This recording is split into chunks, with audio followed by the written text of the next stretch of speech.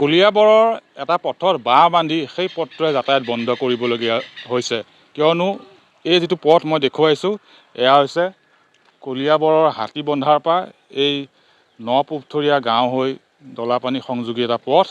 এই পথটোত এডাল বাঁহ বান্ধি ইয়াত ফলক আঁৰি দিবলগীয়া আছে। স্থানীয় যান বাহন মাত্ৰ এই পথৰে যাব পাৰিব, কিন্তু অন্য যান বাহন এই পথৰে যাব নোৱাৰিব। ইয়াৰ কাৰণ হৈছে যে চুলুঙত যিখন টোলগেট আছে, সেই টোলগেটৰ পৰা টোল কৰৰ পৰা ৰক্ষা পাবলৈ একাংশই টোলগেট পোৱাৰ পূৰ্বে অৰ্থাৎ তেজপুৰৰ পৰা আহোঁতে চুলুং যি চাৰিআলি আছে, চাৰিআলি পাওঁতে তেওঁলোকে দলাপানী গাঁও হৈ সোমাই পুনৰ চুলুং টোলগেট অতিক্ৰম কৰি এই হাতীবন্ধা দি ওলাই যায়, যাৰ ফলত এই পথটো জৰাজীৰ্ণ ৰূপ হৈছে।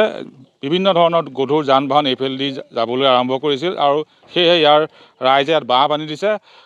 আচলতে কিয় এনে পৰিৱেশৰ সৃষ্টি হৈছে আমি স্থানীয় লোকৰ পৰাই জানিবলৈ চেষ্টা কৰিম যে বাঁহ কোনে বান্ধিছে আপোনালোকৰ ইয়াত? বাঁহ আমাৰ গাঁৱৰ ৰাইজে বান্ধিছে। বান্ধিছে আপোনালোকে?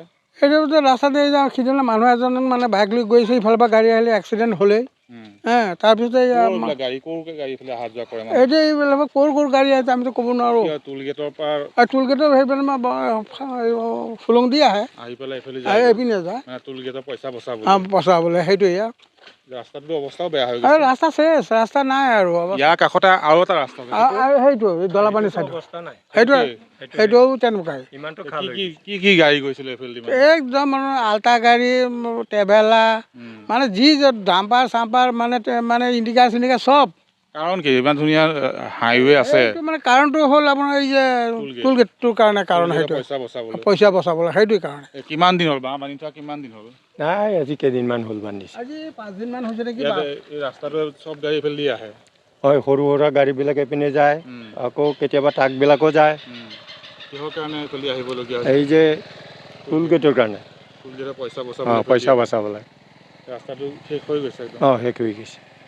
নিশ্চয় আমি দেখুৱাইছোঁ পুনৰ এই ৰাস্তাটো, এই পথটোত এডাল বাঁহ বান্ধি দিছে গাঁৱৰ ৰাইজে, কিয়নো চুলুঙত থকা যিখন টোল গেট আছে, সেই টোল গেটৰ পৰা পাৰ হওঁতে যি টোল কৰ দিবলগীয়া হয়, তাৰ পৰা ৰক্ষা পাবলৈ একাংশই বিকল্প হিচাপে এটা পথ বাছি লৈছে। সেয়া হৈছে তেজপুৰ দিশৰ পৰা যদি আহে চুলুং চাৰিআলি পাওঁতে দলাপানী গাঁও হৈ সোমাই পুনৰ হাতীবন্ধাত বাহনসমূহ ওলাই যায়, আৰু তেতিয়াই তেওঁলোকে সেই টোল গেট হৈ আহিব নালাগে বা টোল কৰৰ পৰা তেওঁলোক ৰক্ষা পৰে। সেয়েহে এই পথটো ব্যৱহাৰ কৰিছে, আৰু এই পথটোৰে গধুৰ যান বাহন, যাত্ৰীবাহী বাছ, সৰু সুৰা বাহন সকলো এইফালেদি অহাৰ ফলতে দুটাকৈ পথ, এই নপুথৰীয়া গাঁও আৰু দলাপানী গাঁও, এই গাঁও দুখনৰ পৰা সংযোগী যি ঘাইপথতে যি সংযোগী পথ আছে হাতীবন্ধালৈ, সেই পথ দুটা একেবাৰে জৰাজীৰ্ণ ৰূপ লৈছে।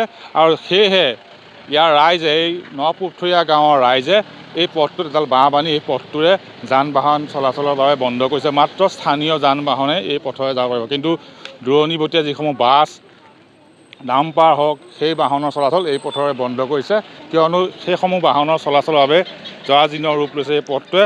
আৰু যাৰ ফলত এতিয়া এইখন গাঁৱৰ ৰাইজে এই পথটো এনেদৰে বাঁহ বান্ধিছে, যাতে কোনো ধৰণৰ গধুৰ যান বাহন, যাত্ৰীবাহী বাছ বা দূৰ দূৰণিৰ বাহন এই পথৰে যাব নোৱাৰে, কিয়নো পথটো একেবাৰে জৰাজীৰ্ণ হৈ পৰা পৰিলক্ষিত হৈছে।